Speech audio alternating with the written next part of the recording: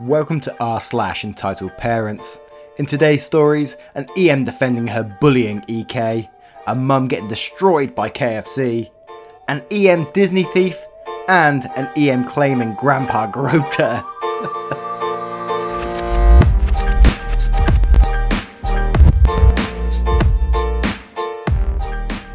Hey guys, I hope you're well. If you enjoy Reddit stories, don't forget to click that subscribe as you'll love the rest of our content. And with that being said, let's get straight into it. Our first story is from Carnivoria MC. EK bullies my autistic cousin. Eeehm defends him saying he's just playing.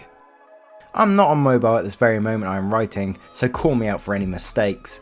Summary at the end, as well as a short moral. Cast: EK, entitled Cankapus. Don't know what that is. Eeehm, extra morgues. A, aunt, C's mother. C, cousin, who is autistic. H, head teacher. EKF, EK's friend.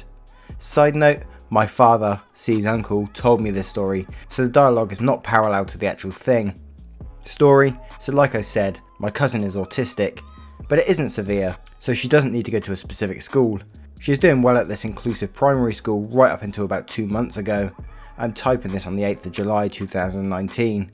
These two families move onto our street, namely EK. He is a 5-year-old, like C, and EKF. EK starts bullying C, calling her a weirdo and a freak. C's eyes point outwards, although it's nothing to do with her autism. He also figured out that C hates loud noises and would squeal in her ear to frighten her to death.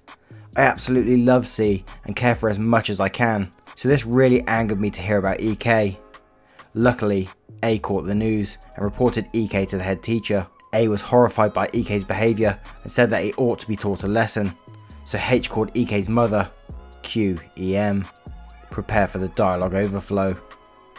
The head teacher said, "Eeehm, we'd like to talk to you about EK's behaviour." "What are you accusing him of again?" "Recently, EK smeared PVA glue all over another 5-year-old in his class, but that's another story." The head teacher said, "A has been telling us about how your son has been unfairly treating C, who has autism. What do you say in your defence?" "What can you blame on EK? He's 5, just playing around, that's all. I hardly doubt he was doing anything on a high level." My aunt says, "Oh, okay, so your definition of playing around is calling names to disabled children and screaming in their ear. I'd love to see what you get up to at your birthday party." The head teacher said, "Right, let's not have an argument." Out into the hallway. "Can I borrow EKF for a second? He's not in trouble." After a minute of quiet argument between EK and A, EKF finally appears. The head teacher said, "So EKF, what did you see EK do?" Believe it or not, EKF fessed up. He told them about how he's only friends with EK because he looked lonely, and that ever since EK had been forced him to do mean things to C. Eeehm was showing a look of both anger and confusement, and was somehow entitled to push EKF into the hallway and slam the door on him. Unfortunately, EKF ended up banging his head against the trophy cabinet, and now the sound of a screaming infant whistled through the room. Yes, I know that sound will be familiar to some of you.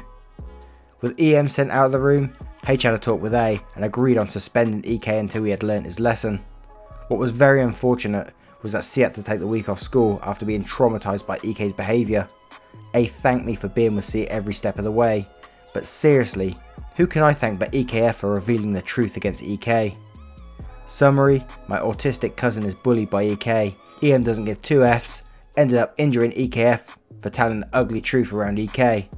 I guess this is more of an EK story. Moral: take a second thought before you make fun of someone less able than you, because there is always someone who will care about it. As always guys, what is your thoughts on this story? Can you actually blame the kid being just a 5-year-old, or is this all down to the mother? Love to see your thoughts below. The next story is from Call Us Meg. There's no such thing as Kit Kat.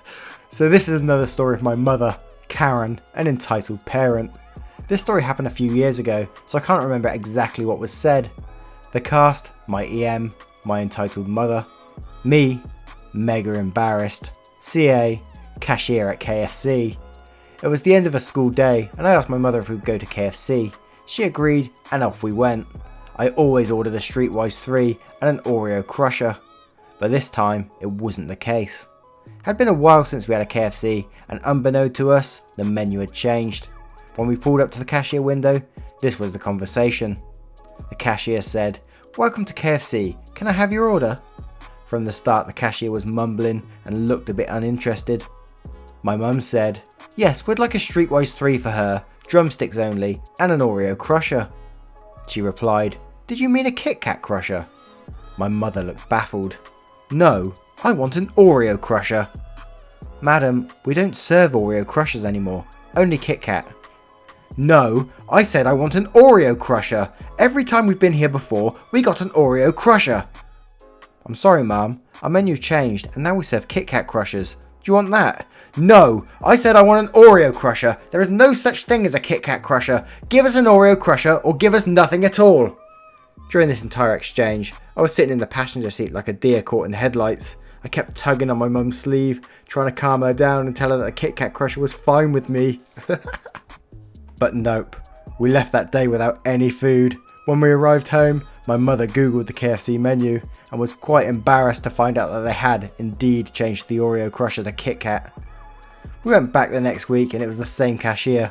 The look on my mum's face when she asked for a Kit Kat crusher was priceless. I'd love to hear that from the cashier's perspective. I'm always a big fan of the bargain bucket myself. How about you guys? The next story is from I May Delete This Later. Eeehm steals my costume from Disney World while badly pretending that she was helping us move and asks if we want it back. So this happened when I was around 6 or 7. At the time, because of my F-up narc father, we ended up having to move out of our close-knit religious neighbourhood. At the time, we were all Orthodox Jews. And of course, we have neighbours and friends of the family who came over and were helping us out. Not with the moving part, because my mum doesn't help anyone move, so that she doesn't have to help anyone in the future. They were just over helping clean up, organise a little, or watching my siblings and I. Some even come over to keep my mum company while she packed. We didn't have a lot of people in and out, except for Eeehm, who kept coming over to help pack. So much that the guests in our house would tell her to go home. This Eeehm had been known to be kinda off.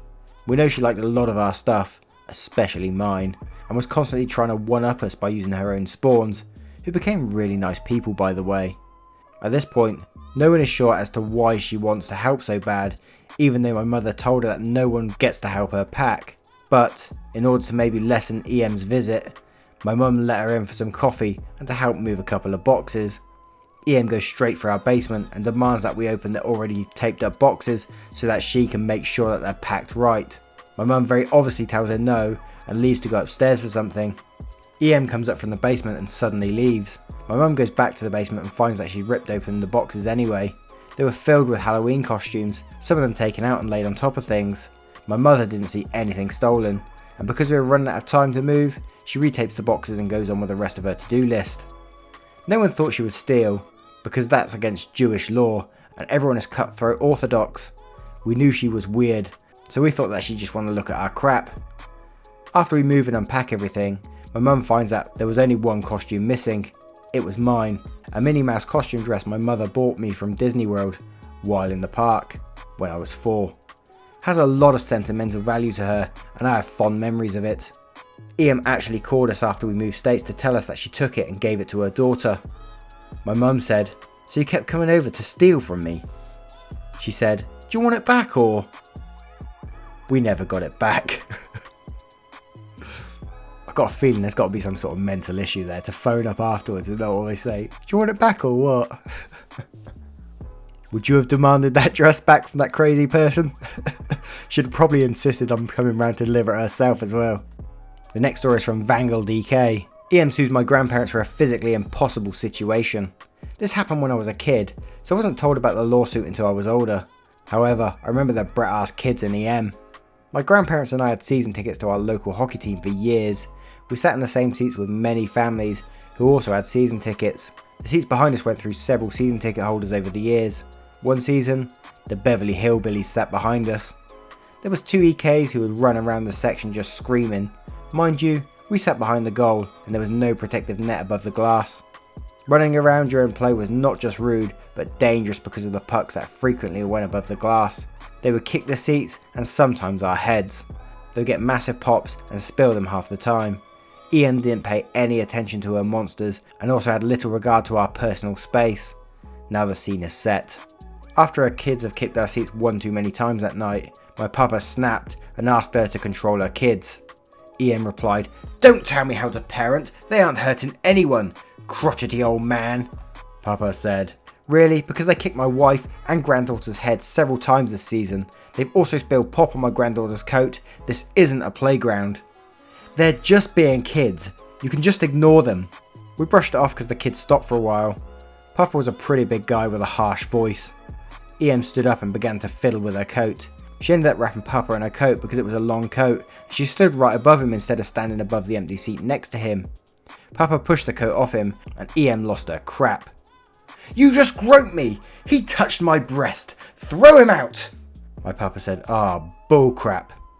My nana said, "How could he even reach for your breast? He's sitting in his seat and you're standing a row above us." The Eeehm said, "I felt it. Your husband is a perv." The ushers saw the whole thing and escorted her and her kids out. They did not return for the rest of the season. My nana told me recently that Eeehm sued my grandparents and the arena for assault and harassment. She lost her case because there's no way he could have reached her breast from his seat and there were witnesses.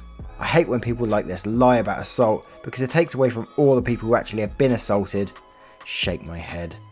I never understand people that use sexual assault for such a serious allegation, and people use that just for petty little things.